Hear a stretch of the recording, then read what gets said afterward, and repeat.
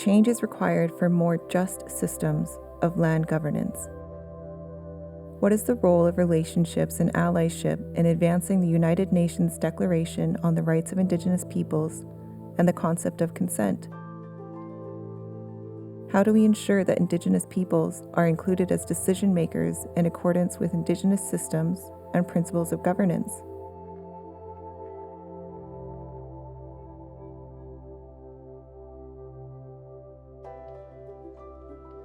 We don't need to return to sort of a pre-contact society. That's not an Indigenous objective. I think that's often imposed on us by the outside, including Canadian courts, right? Like the idea that Aboriginal practices are supposed to stay static over time and that they are affirmed at some point. I mean, that's not the relationship we have with land. Every relationship evolves, and our relationship with land has to be one that accepts our modern circumstances as Indigenous people.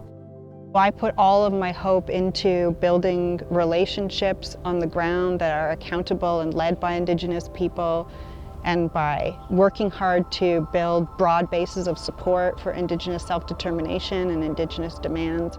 There's a concept, a word in Anishinaabe when we call agoiduin. It's actually an agreement to work together. That agreement to work together is based on this premise that you're doing it for mutual well-being and not for individual interests and for the protection or the enhancement of private property as individual interests.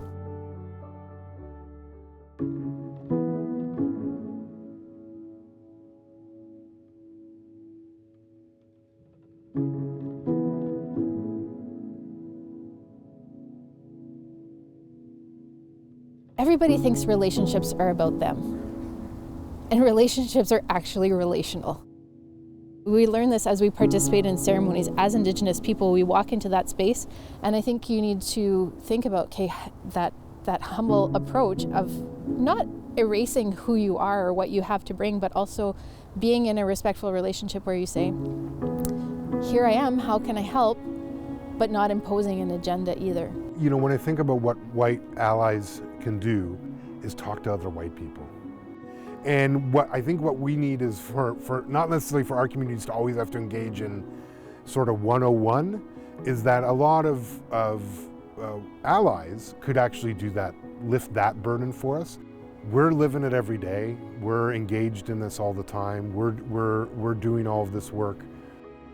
Be in the street with us when we need to, ultimately.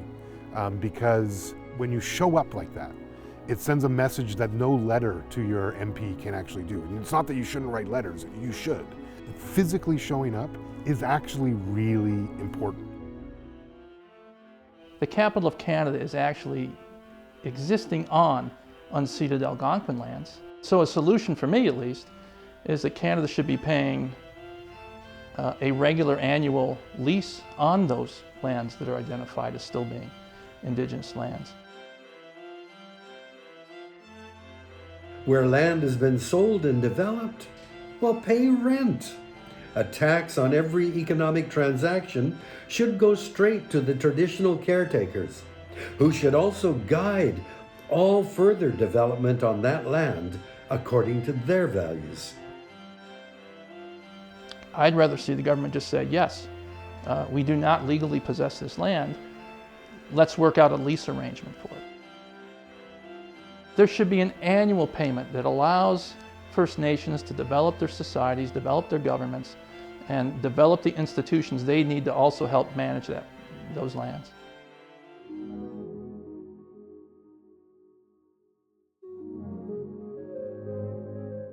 I think every province has an opportunity to have significant conversations about what resource revenue sharing and Indigenous jurisdiction and Indigenous laws might look like, whether you're in a context of treaties, existing historic treaties, modern treaties, or if you're in areas where there's Aboriginal title. I think any type of Indigenous interest in territory, which exists everywhere in Canada, warrants those really important conversations about who benefits. If it means setting aside, protected areas, And then I think there's a really important role to play in terms of lobbying governments to engage in deeper processes of environmental evaluation that include Indigenous legal orders as part of how we evaluate impacts on environment. I think the struggle Canada has with its own identity, with its own nationhood, is that it's the missing piece, which is it's never figured out the relationship with our communities, what that actually looks like, how to live in right relation with us, nation to nation. And yeah, that means we would be richer monetarily, like economically, than we are today, because we always should have been. What I ultimately think Canada is what it was before contact, which is a collective of nations, right? And so it's much closer to the European Union, or maybe it's modeled after like the Federation of Planets in Star Trek or something like that. I mean, I don't think those models are crazy, to be honest. Like getting somewhere like that, where we have a collective of governance.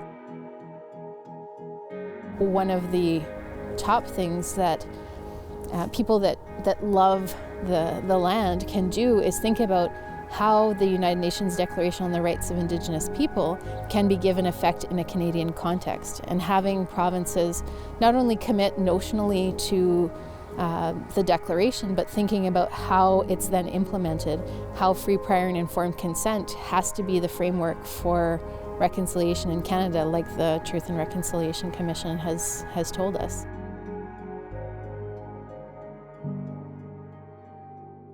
What I'd like to usually advise people, though, municipal leaders, any political leaders, is identify a project that you can work on with Indigenous peoples as partners.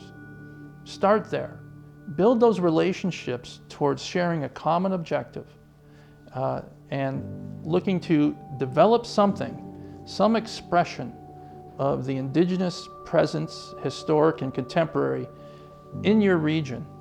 And by doing that, you will develop relationships, you will develop a deeper understanding of the history of the Indigenous peoples in your area, and ultimately the kind of friendships that can help facilitate the deeper conversations around land issues and conservation issues and so forth. In 50 years, how important is it to have people that have traditional and cultural knowledge about the land? And so we have to really build up and support Indigenous education systems. A lot of people don't realize the value in learning language. It softens and changes your worldview to be more indigenous, you know. So it's like when I was learning the trees, yeah, I see the forest as a library now. Like, man, there's so much to learn. In our language, you know, love is one of the most common words that we use. It's in everything. Deh. That word deh is so common and throughout so many of our words. Because we have to love where we come from, this earth and everything in it. Across the country, Indigenous people in every jurisdiction are working sometimes in invisible ways and sometimes in really spectacular ways when they end up on the front pages on blockades. But that work is being done on a daily basis in order to restore governance systems. That right to exercise governance over their lands is something that everybody can support on a daily basis across the country today. Allies are great. What we actually need are accomplices. This is an invitation for the future generations. This is an invitation, us extending our hand to say, like, this is a way forward that we feel that we need to take.